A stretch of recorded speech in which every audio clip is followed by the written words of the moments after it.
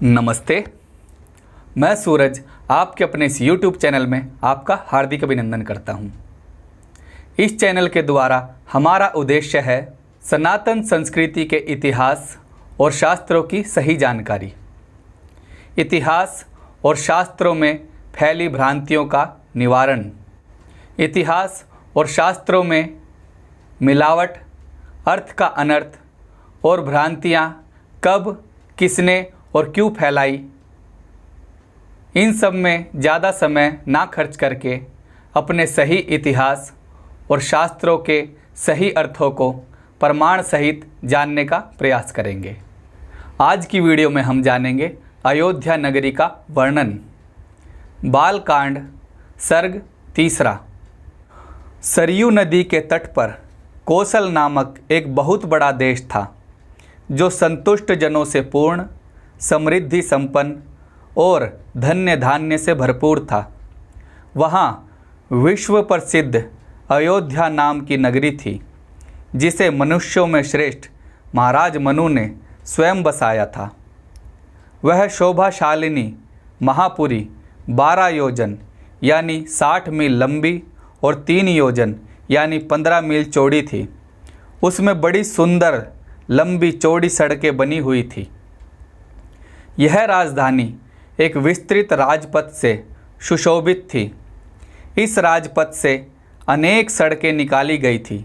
सड़कों पर प्रतिदिन जल छिड़का जाता था और फूल बिछाए जाते थे। इस पुरी में राज्य को समृद्ध करने वाले महाराज दशरथ उसी प्रकार निवास करते थे जिस प्रकार स्वर्ग में इंद्र बसते हैं। यह नगरी तोरण द्वारों और सुंदर चौड़े बाजारों से युक्त थी।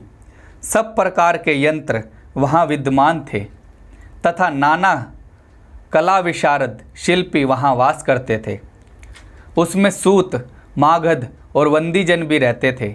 वह नगरी अत्यंत शोभायमान और देदीप्यमान थी। उसमें ऊंची ऊंची अटारियों वाले मकान थे, जिन पर ध्वजा और पताकाएं फहरा रही थी। पर कोटे की दीवारों पर सैकड़ों तोपें चढ़ी हुई थी। वह नगरी स्त्रियों की नाट्य समितियों से युक्त थी। उद्यान और आम के वन नगरी की शोभा को बढ़ा रहे थे। नगरी के चारों ओर शाखुओं के लंबे लंबे वृक्ष थे। यह नगरी दुर्गम किलों और खाइयों से युक्त थी। शत्रु इस पर आक्रमण करने में असमर्थ थे। हाथी, घोड़े, बैल, ऊंट और खच्चर स्थान स्थान पर दिख पड़ते थे। उसकी शोभा विचित्र थी। राजभवनों का रंग सुनहरा था। नगरी में सुंदर रूपवती स्त्रियां निवास करती थी। रत्नों के वहाँ ढेर लगे रहते थे।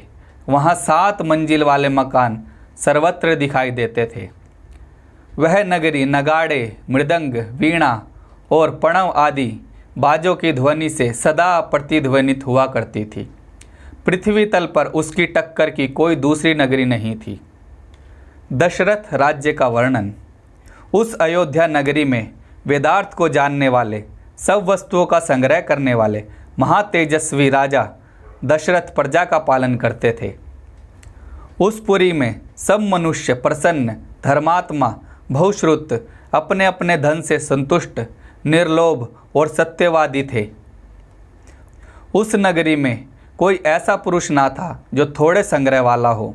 सभी गृहस्थी धन्य धान्य, गाय, बैल और घोड़ों से युक्त थे। अयोध्यापुरी में कोई भी मनुष्य कामी, कंजूस, निर्दयी, मूर्ख और नास्तिक नहीं था। अयोध्यावासी सभी स्त्री और पुरुष धर्मात्मा एवं जितेंद्रिय थे। सभी जन प्रसन्न और चरित्र में महर्षियों के समान निर्मल थे।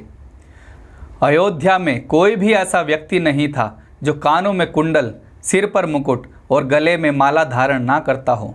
कोई भी अल्प भोग वाला नहीं था। कोई ऐसा ना था जो तेल, फुलेल, चंदन ना लगाता हो। वहाँ कोई ऐसा मनुष्य भी नहीं था जिसके शरीर से अस्वच्छता के कारण दुर्गंध निकलती हो। अयोध्या में कोई अशुद्ध अन्न भोजी ना था। कोई भी दान ना देने वाला नहीं था। कोई भी अजितेंद्रिय नहीं था। कोई भी ऐसा व्यक्ति ना था जो बाजूबंद और हाथों में सोने के कड़े ना पहनता हो। अयोध्या में कोई मनुष्य ऐसा ना था जो यज्ञ ना करता हो, जो नीच स्वभाव का हो, चोर हो या वर्ण संकर हो। अयोध्यावासी ब्राह्मण अपने नित्य कर्मों में तत्पर, जितेंद्रिय, दानी और अध्ययनशील थे। वे प्रतिग्रह दान लेने में हिचकते थे। अयोध्या में कोई भी व्यक्ति नास्तिक, असत्यवादी, अल्पश्रुत, परनिंदा प्रिय, असमर्थ और अशिक्षित नहीं था। उस नगर में वेद के 6 अंगों को ना जानने वाला, व्रतहीन, सहस्त्रों से कम दान देने वाला, दीन, पागल अथवा दुखी कोई नहीं था। अयोध्यावासी सभी जन दीर्घायु वाले, धर्म और सत्य का आश्रय लेने वाले, पुत्र पौत्र और स्त्रियों से भरे पूरे थे। वहाँ के क्षत्रिय गण ब्राह्मणों की आज्ञा के अनुकूल चलने वाले, वैश्य क्षत्रियों के अनुवर्ती और शूद्र अपने धर्म में लगे हुए तीनों वर्णों की सेवा करने वाले थे। तो यह थी रामायण काल की अयोध्या नगरी, जो कि सर्वगुण संपन्न थी। आज के लोग ऐसी नगरी की कल्पना भी नहीं कर सकते। तो ऐसे ही अपने स्वर्णिम इतिहास और शास्त्रों को जानने के लिए वीडियो को लाइक करें, कमेंट करें और सच्चे इतिहास और शास्त्रों को प्रेम करने वालों के साथ इसे शेयर करें। जय श्री राम, वंदे मातरम, नमस्ते जी।